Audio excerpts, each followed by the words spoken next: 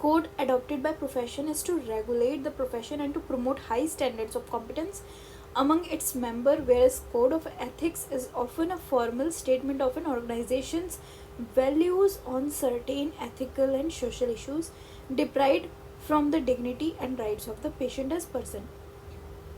These are the indicators of acceptance of the trust and have the responsibility the patient places in the profession. What is the purposes of code? अब इन codes के क्या purposes हो सकते हैं? तो following list है जो these are the purposes. पहला है कि to provide mean to establish, maintain and improve the standard of practice. Sorry. तो to provide mean to establish मतलब कि इस्टेब्लिश और मेंटेन और इम्प्रूव स्टैंडर्ड प्रैक्टिसेस को मेंटेन करना, इस्टेब्लिश करना, इम्प्रूव करना, ये सब कोड की वजह से ही पॉसिबल है. ठीक है. अगर रूल्स एंड रेगुलेशंस नहीं होंगे तो लोग क्या प्रैक्टिस करेंगे, क्या ही करेंगे, माल प्रैक्टिसेस फिर देखने को मिलेंगी. तो इन सब चीज़ों की वजह से code is important. To form formal guidelines to take action. एक फॉर्मल गाइडलाइंस का होना ज़रूरी है ताकि एक एक्शन ले सको. जैसे कि रूल्स, ट्रैफिक रूल्स बने हुए हैं, राइट. अगर कोई भी रेड लाइन क्रॉस करता है तो उस पर एक फ़ाइन है, एक जुर्माना है जो उसे पे करना पड़ता है रूल्स को तोड़ने के लिए. तो इसी तरीके से फॉर्मल गाइडलाइंस बनानी पड़ती हैं जिससे कि एक्शंस को लिया जा सके. To compare between ethical and unethical behaviour. क्या चीज़ एथिकल है, क्या अनएथिकल है, यानी कि क्या चीज़ सही है, क्या चीज़ गलत है, उसको कंपेयर करने के लिए भी ये ज़रूरी है. फॉर एग्ज़ाम्पल कोई किसी का मर्डर कर दे तो मर्डर इज़ अनएथिकल, राइट. तो अनएथिकल बिहेवियर को भी कंपेयर करने के लिए एथिकल बिहेवियर से, तो इस वजह से भी कोड का ज़रूरी है, यानी रूल्स एंड रेगुलेशंस का होना ज़रूरी है. A frame of reference for making judgement. एक जजमेंट बनाने के लिए भी कोड की ज़रूरत पड़ती है. To serve as a guide to identify values and believes behind ethical standard. जो भी वैल्यूज़ और बिलीव्स हैं उन एथिकल स्टैंडर्ड के वजह से उनको आइडेंटिफाई करने के लिए. To regulate conduct in more specific situation and to provide the basis for regulating relationship among nurse, patient, co-worker, society and profession. So these are the purposes for code. And next is to provide a standard base for professional curriculum and to disseminate information to the public in understanding professional nursing conduct and to protect the right of individual, family, community and the nurse. So these are the purposes of the code of ethics, right. Code के purposes थे. अब code of ethics के purpose क्या हैं? हमने ये देख लिया कि कोड का क्या पर्पस है, यानी रूल्स एंड रेगुलेशंस के क्या पर्पस हैं, क्यों ज़रूरत है हमें उनकी. तो हमें उनकी ज़रूरत पता चल गई. अब हम कोड ऑफ एथिक्स के बारे में पढ़ेंगे. Code of ethics applies to nurse in all practice settings. ठीक है. कहीं भी आप चले जाओ, किसी भी हॉस्पिटल में चला जाओ, कोड ऑफ एथिक्स अप्लाई होता ही होता है. वट एवर देयर पोजिशन, वो किसी भी पोजिशन और कुछ भी हो, उनकी एरिया ऑफ रिस्पॉन्सिबिलिटी कुछ भी हो, code of ethics apply in all settings, right. The purposes of code of ethics in nursing are as follow. तो क्या क्या कोड ऑफ एथिक्स हैं? पहला है directs nurse to take ethical decision in day to day situation. अब इसकी वजह से नर्स को एथिकल डिसीजन लेने में हेल्प होती है. ठीक है. मीन्स फॉर सेल्फ इवेल्यूएशन, अपना सेल्फ इवेल्यूएट कर सकती है वो खुद को. Provide a framework for peer review initiative. एक फ्रेमवर्क तैयार करती है कि पीयर रिव्यू मिल सके उसे. ठीक है. उसके बाद educate nurse about their ethical responsibilities. अब एजुकेट जो नर्स है उसको एथिकल रिस्पॉन्सिबिलिटीज़ के बारे में खुद को ही पता होना चाहिए, प्लस वो लोगों को भी बताएगी. ठीक है. Convey the commitment of nurse to health care professional and public towards services. तो ये पर्पसेस थे कोड ऑफ एथिक्स के. Now let's discuss the code of ethics and professional conduct. तो code of ethics adopted by different countries such as ICN हो गया, American nurses association हो गया, CNA हो गया, and by the nurses in Australia also. So code of ethics for nurses in India adopted was complementary to ICN Code of Nurses 1993. उसके बाद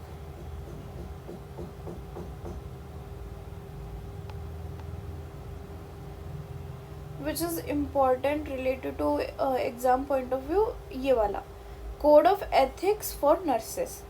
तो ये एग्ज़ाम में काफ़ी पूछा जाता है, तो इसको हम डिस्कस करेंगे। The nurse respect the uniqueness of each patient. जो नर्स है वो हर एक पेशेंट की यूनिकनेस को रिस्पेक्ट करे।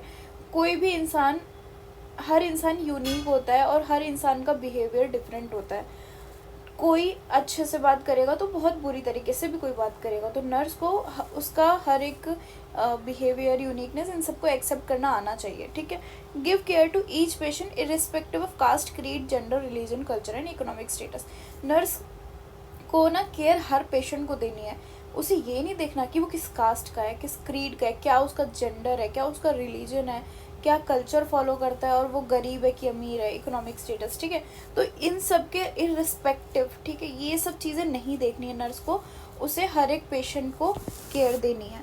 उसके लिए हर एक इंसान उस वक्त पेशेंट होगा, उससे ज़्यादा कुछ नहीं। क्लाइंट है उसका, उससे उसको केयर देनी है। Renders care to individual patient keeping in his mind believe, value and culture. और साथ में जब आप एक उस इंडिविजुअल पेशेंट को केयर दे रहे हो, तो आपको ये भी देखना है कि उसके बिलीव, वैल्यूज़ और कल्चर क्या क्या है, ठीक है। फॉर एग्ज़ाम्पल, अगर कोई हिंदू है तो वो भगवान को मान रहा है, और वो अगर अपने पास ऐसे गॉड से रिलेटेड कुछ रखना चाह रहा है, तो हम ऐसे नहीं बोलेंगे कि नहीं, ये अंधविश्वास होता है, ये सब चीज़ें बेकार होती है, ये वो। हम उसको प्यार से एक बार समझा सकते हैं। अगर वो नहीं फिर भी मानता है, उसके अपने बिलीव्स हैं, तो हम उसको ऐसे फोर्स नहीं कर सकते हैं। या फिर अगर कोई मुस्लिम है, वो ताबीज़ वगैरह लेके बैठा है, या फिर वो बाइबल पढ़ रहा है या पढ़ना चाहता है, अपने पास रखना चाहता है, तो हम उसको ऐसे सच मना नहीं कर सकते हैं। हम उसको एक बारी बस बोल सकते हैं। अगर वो फिर भी नहीं सुनता तो हमें उसकी रिस्पेक्ट करनी है कि ठीक है, अनटिल एंड अनलेस उस चीज़ से किसी को खतरा ना हो और साथ में कोई इन्फेक्शन ना फैल रहा हो, तब तक, ठीक है। तो हमें उस इंडिविजुअल के बिलीव, वैल्यूज़, कल्चर, इन सब पे ध्यान देना होता है। उसके बाद appreciate the place of individual in the family and community and facilitate the participation of significant other in the care. तो जो पेशेंट है उसको ना अप्रिशिएट करना है कि उसकी जो भी जगह है उस फैमिली में, कम्युनिटी में, और साथ में जो और भी दूसरे लोग हैं उनको भी इन्वॉल्व करना चाहिए पेशेंट केयर में। फॉर एग्जांपल, जैसे पेशेंट बहुत ज़्यादा बुरी कंडीशन में है, तो कई बार जो पेरेंट्स होते हैं वो साथ नहीं दे रहे होते हैं, या कुछ भी होता है, उनको इतना नॉलेज नहीं होता है, तो नर्स क्या करेगी, वो बताएगी, वो उनके पेरेंट्स को भी इन्वॉल्व करेगी। क्योंकि इंडिविजुअल जो है, वो जो पेशेंट है, वो सबसे ज़्यादा कनेक्टेड अपने फैमिली मेम्बर से है। अगर उसके फैमिली मेम्बर ही उसके साथ नहीं होंगे उसकी बुरी कंडीशन में, देन उसके लिए बहुत डिफ़िकल्ट होगा। तो इस वजह से नर्स को ये चीज़ें भी ध्यान रखनी है। Next is develop and promote a trustful relationship with each patient of an individual. Nurse को डेवलप करना है और साथ में प्रमोट करना है ट्रस्टफुल रिलेशनशिप, यानी कि पेशेंट जो भी उसे अपनी पर्सनल बातें बता रहा है, तो वो उसे दिलासा देगी कि वो किसी और से ये बातें शेयर नहीं करेगी, वो किसी को उसकी बातें नहीं बताएगी। वो जो पेशेंट उससे बातें बताएगा वो उसके और पेशेंट के बीच की बात है, उसकी प्राइवेसी को वो मेंटेन रखेगी, ठीक है। तो एक ट्रस्ट डेवलप करना ज़रूरी है इस रिलेशनशिप में। Identify the ability of each patient और individual to plan nursing interventions. तो उसको आइडेंटिफाई करना है पेशेंट की क्या एबिलिटीज़ हैं, ठीक है, क्योंकि हर इंडिविजुअल डिफरेंट होता है, हर किसी की कैपेबिलिटी डिफरेंट होती है। तो कोई बहुत अच्छा होता है तो कोई बहुत ख़राब भी होता है। फिज़िकल एक्टिविटीज़ का ही एग्जांपल ले लो, कोई बहुत अच्छे से योगा कर सकता है तो कोई नहीं कर सकता है, जस्ट बिकॉज उसका कोई फिज़िकल इश्यूज़ हो सकते हैं या फिर मेंटली उसका कोई इशू हो सकता है, ठीक है। तो हर वो इंडिविजुअल को देख के ही उसको अपने इंटरवेंशंस प्लान करने हैं। अगर किसी का एक्सीडेंट हुआ है तो उसको पैर में चोट लगी है तो आप उसको CPR तो नहीं दोगे, है ना। तो आपको देखना है कि पेशेंट को क्या नीड है, जो उसकी नीड है उसकी नीड के बेसिस पे उसका इंटरवेंशन, उसको केयर दी जाएगी। Next is to respect the right of individual और patient as a part of care and help to make decision for the care. तो रिस्पेक्ट करना है हर एक इंडिविजुअल को, पेशेंट को, ठीक है, और डिसीज़न मेकिंग में उस हेल्प करना है। ऐसा नहीं है कि अपना डिसीज़न उसके ऊपर थोप दिया, उसकी भी सुननी है आपको, अपनी भी उसे बतानी है और फिर एक कंक्लूजन निकालना है, ठीक है, डिसीज़न लेना है। Give appropriate and accurate information to decide on various choices for the care. आपको एक्यूरेट और एप्रोप्रिएट इन्फॉर्मेशन देनी है। फॉर एग्जांपल अगर किसी का पैर टूटा है या फिर पैरों में चोट आई है तो आप उसका बैंडेज करने जा रहे हो, तो आपको बताना है उस पेशेंट को कि आप क्या क्या प्रोसीजर करने वाले हो उसके ऊपर, ठीक है। ये नहीं कि आप जाके बस सीधे बैंडेज करना शुरू, क्योंकि पेशेंट भी घबरा जाएगा कि आप क्या कर रहे हो, क्योंकि उसे कोई आइडिया नहीं है। तो वो इससे प्रिपेयर रहेगा जब आप उसे बताओगे, ठीक है। कई बार ऐसे इंस्ट्रूमेंट्स देख के भी पेशेंट्स डर जाते हैं कि अरे इसका क्या यूज़ होगा, भले ही उसका कोई यूज़ ना हो रहा हो या फिर उसका यूज़ बहुत छोटा सा ही हो, बट कई बड़े बड़े इंस्ट्रूमेंट देख के वो डर जाते हैं कि अब क्या होने वाला है मेरे साथ। तो इसीलिए उनको प्रॉपर नॉलेज देना ज़रूरी है। और उसके बाद respect the decision made by individual regarding their care. अगर वो पेशेंट चाहता है कि उसको केयर की ज़रूरत है, अगर वो मना कर रहा है तो आपको रिस्पेक्ट करनी है, ज़बरदस्ती नहीं करनी है, ठीक है। Provide accurate information regarding the availability of health services.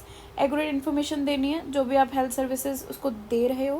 Protect vulnerable population by informing about provision of health services specially to them. उसके बाद आता है nurse respect an individuals right to privacy, maintain confidentiality and share information judicially. तो ये basically rights हैं, ठीक है, कि इंडिविजुअल के राइट्स को रिस्पेक्ट करना है केयर देते वक्त, डिसीजन वगैरह वाला, ठीक है। उसके बाद आता है कि आपको प्राइवेसी मेंटेन करके रखनी है। अब इसको मैं ऐसे फर्दर एक्सप्लेन करती हूँ कि इसमें क्या होता है कि आपको उसकी प्राइवेसी, जो उसका पर्सनल इन्फॉर्मेशन है, उसको रिस्पेक्ट करना है। उसको ऐसे हर पेशेंट में या फिर आपका जो भी कलीग्स है उनमें से गाते नहीं फिरना है, बोलते हुए नहीं फिरना है, क्योंकि इससे अगर पेशेंट को भी पता चलेगा तो उसे भी ऐसा लगेगा कि यार मैंने इस नर्स को बताया था और उसके बाद इसने तो सब पे गा दिया, तो वो आप पे ट्रस्ट नहीं करेगा, वो एक ट्रस्ट बिल्डअप नहीं हो पाएगा। साथ में उसकी प्राइवेसी जा रही है, लोग उसके बारे में बातें करेंगे तो उसको भी बुरा लगेगा, तो कहीं ना कहीं वो मेंटली थोड़ा सा परेशान होगा। तो इसी वजह से जो भी चीज़ें आपको बताई जा रही हैं उसकी प्राइवेसी का ख्याल रखना है, कॉन्फिडेंशियलिटी का ख्याल रखना है, ठीक है। अगर आप कोई भी केयर दे रहे हो, उसका कोई भी पार्ट एक्सपोज हो रहा है, जेनिटल्स एक्सपोज हो रहे हैं, तो आप प्रॉपर स्क्रीन का यूज़ करें, क्योंकि प्राइवेसी इम्पॉर्टेंट होती है, ठीक है। अगर वो पेशेंट भी है, अनकॉन्शियस ही क्यों नहीं है, तो आप सोचोगे चलो ठीक है ना, इसे क्या ही पता चल रहा है, कर देते हैं ऐसे ही जो भी करना है, बट नहीं, यही चीज़ें मेंटेन करके रखनी है। अगर वो अनकॉन्शियस भी है तो वो उसने आपको राइट नहीं दिया है कि आप उसे पब्लिकली ऐसे उसकी प्राइवेसी को भंग करें, ठीक है। तो कोई भी केयर देनी है, कोई भी केयर प्रोवाइड करनी है, तो स्क्रीन लगा के प्रॉपर प्राइवेसी प्रोवाइड करनी है, ठीक है। उसके बाद कोई भी लीगल रीज़न है, कुछ भी है, तो कंसेंट सबसे पहले लेना होता है। कंसेंट लेना सबसे ज़्यादा ज़रूरी है। अगर कोई भी आप ऑपरेशन करने जा रहे हो तो पेशेंट का कंसेंट होना मस्ट है। तो इन सब चीज़ों का भी ध्यान रखना है और साथ में सारे रिकॉर्ड्स मेंटेन करके रखना है।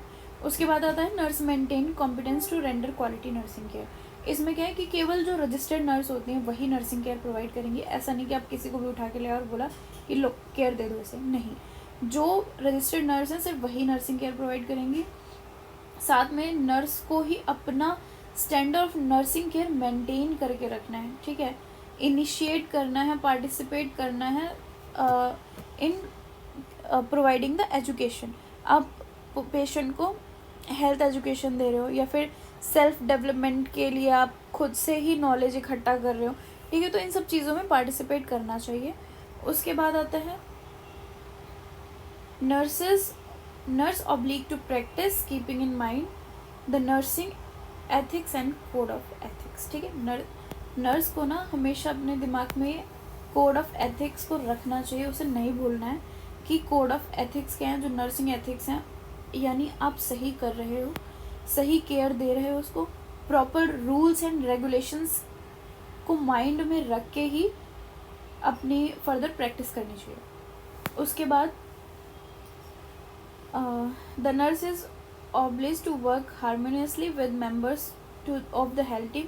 अब नर्स पेशेंट के साथ बहुत अच्छे से बात करती है, बहुत अच्छा नेचर है उसका, बहुत अच्छे से IPR मेंटेन कर रखा है, लेकिन अपने कलीग्स के साथ नहीं कर रही है, हारमोनी मेंटेन नहीं कर रही, तो इससे क्या होगा, उसके लिए भी आगे फ्यूचर में लोग कोऑपरेट नहीं करेंगे उसके साथ, और सेम ऐसे ही कहीं ना कहीं वो भी डिस्टर्ब हो रहेगी और बाकी के सराउंडिंग्स में उसकी वजह से पेशेंट्स भी डिस्टर्ब होने लग जाएंगे।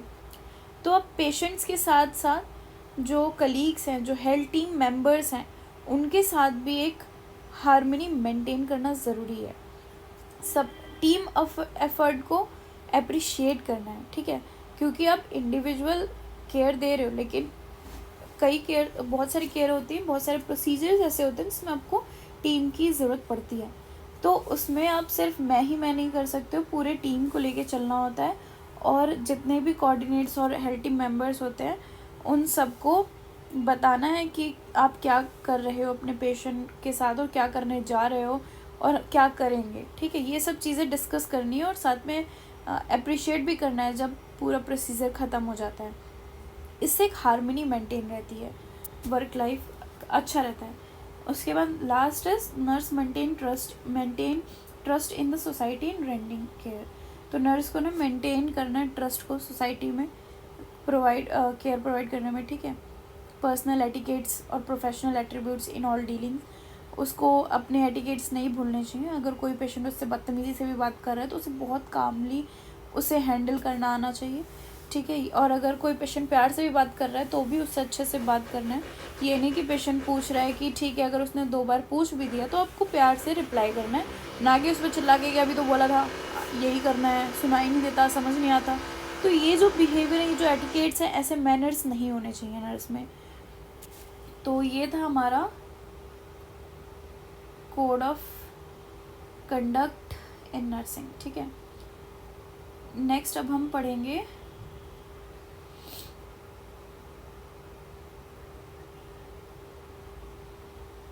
Code of professional conduct for nurses.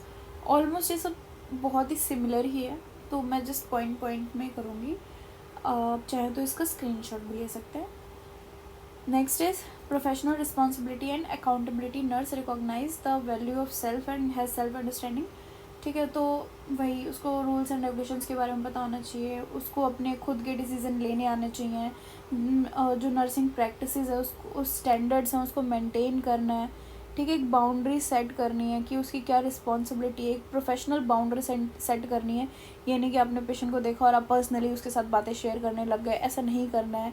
ठीक है, continuous improvement of current practices. तो नर्स बेसिकली रिस्पॉन्सिबल होती है कि वो जो भी केयर प्रोवाइड कर रही है और उसकी वजह से पेशेंट्स के साथ जो भी इम्प्रूवमेंट हो रहा है। ठीक है, तो करंट प्रैक्टिसेस को इन्वॉल्व करना, ये नहीं कि आप बहुत ही पुराने ज़माने में चले जाओ और सोचो कि हाँ ठीक है वो कर रहे हैं, ऐसा नहीं। जो करंट प्रैक्टिसेस फॉलो हो रहा है वो करना है। सेकंड इज़ नर्सिंग प्रैक्टिसेस, वही क्वालिटी केयर प्रोवाइड करनी है, इक्वलिटी मेंटेन करनी है, साथ में डिग्निटी को मेंटेन करना है। ठीक है, रिस्पेक्ट करना है हेल्दी ट्रेडिशनल और कल्चरल प्रैक्टिसेस को, और डिस्करेज करना है हार्मफुल वंस को। जैसे कि जब बच्चा पैदा होता है तो जो माताएं होती हैं वो क्या करते हैं, अपने बच्चों के आँखों में काजल लगाने लगते हैं। उनका एक अलग ही थॉट प्रोसेस होता है, उनको एक मिसकंसेप्शन है उनके माइंड में, तो उसको दूर करना है, उनको बताना है कि ऐसा नहीं करना है, ये हार्मफुल है बच्चे के लिए।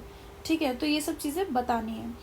उसके बाद प्रोवाइड करना है accurate health related information individual को, जो भी उस इंसान के साथ, पेशेंट के साथ अभी करंटली हो रहा है उसको बताना है, ताकि फैमिली मेम्बर और वो इंडिविजुअल खुद डिसीज़न ले सके। ठीक है, इनकरेज करना है इंडिविजुअल को और फैमिली को, ताकि वो पार्टिसिपेट करे केयर में। अगर किसी को बैक केयर की नीड है, आपने एक बारी करके दिखा दिया और फिर आप ये बोलते हो कि इसकी पोजीशन हर 2 घंटे में चेंज करवानी है, तो आप फैमिली मेम्बर्स को इन्वॉल्व कर रहे हो कि हर 2 घंटे में उस पेशेंट की चेंज हो जानी चाहिए पोजीशन। ठीक है, उसके बाद इंश्योर करना है सेफ़ प्रैक्टिसेस को, और उसके बाद कंसल्ट करना है, कोऑर्डिनेट करना है, कोलैबोरेट करना है, और follow up appropriately when individual care needs exceed the nurses competence.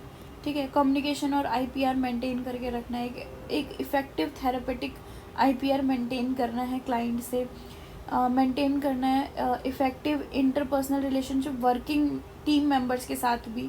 ठीक है, साथ में inculcate team spirit and appreciate the professional role, coordinate and cooperate with team member to accomplish the goal of rendering care, and be a human being and value it। ठीक है, हर individual को protect करना है एक harmful और unethical practices से, consider करना है relevant fact while taking conscious decision in the best interest of individual. Next is encourage and support individual in their right to speak for themselves। मतलब encourage करना और सपोर्ट करना है कि आप अपने लिए बोल सकते हो। ठीक है, अगर आपको किसी भी चीज़ से या किसी भी हेल्थ से किसी भी चीज़ से दिक्कत है तो वो क्लाइंट बताए। ठीक है। रिस्पेक्ट करना है और सपोर्ट करना है इंडिविजुअल की चॉइस को, ये नहीं कि उस पर हंसने लग जाओ अगर उसने गलत डिसीजन भी लिया है, ठीक है। 5th is related to management. Ensure करना है प्रॉपर एलोकेशन और maximum utilization of available resources. जो भी रिसोर्सेज आपके पास हैं उसका आप यूटिलाइज करो, प्रॉपर उसको यूटिलाइज करो, ठीक है। सुपरवाइज करना है और गाइड करना है जो भी स्टूडेंट नर्स होते हैं और केयर टेकर्स होते हैं, ताकि वो कोई गलत केयर प्रोवाइड ना करें या कोई गलत प्रैक्टिसेस फॉलो ना करें। Use judgement about individual competence while accepting and delegating responsibility. Facilitate conductive work culture to achieve institutional objectives. Communicate effectively following appropriate channel of communication. एक proper channel of communication follow करना है। Participate करना है evaluation कि कैसा है उसका performance, ठीक है। कंडक्ट करना है nursing audits. Participate in policy making by principle of equity and accessibility of services. Next is professional advancement. इसमें क्या आपको ह्यूमन राइट्स को प्रोटेक्ट करना है, ठीक है। कंट्रीब्यूट करना है नर्सिंग प्रैक्टिसेस के डेवलपमेंट में। साथ में सर्च और इम्प्लीमेंट करना है एविडेंस बेस्ड प्रैक्टिसेस में। अपडेट करना है और इम्प्रूव करना है अपनी खुद की नॉलेज और स्किल्स को नर्सिंग में। Contribute to advancing professional knowledge by conducting research study. तो अगर आप इतना भी पेपर में लिख के आते हो आपको फुल मार्क्स मिलेंगे, क्योंकि पेपर में इसी से ही क्वेश्चन आता है, यही क्वेश्चन पूछे जाते हैं कोड ऑफ एथिक्स में, ठीक है। तो मिलते हैं नेक्स्ट वीडियो में नेक्स्ट टॉपिक के साथ, और आई होप कि आपको ये वीडियो पसंद आई होगी और आप इस वीडियो को लाइक करें, शेयर करें, चैनल को सब्सक्राइब करें। इससे मुझे मोटिवेशन मिलती है ताकि मैं नई वीडियोस अपलोड करूं। Okay, see you soon, bye bye.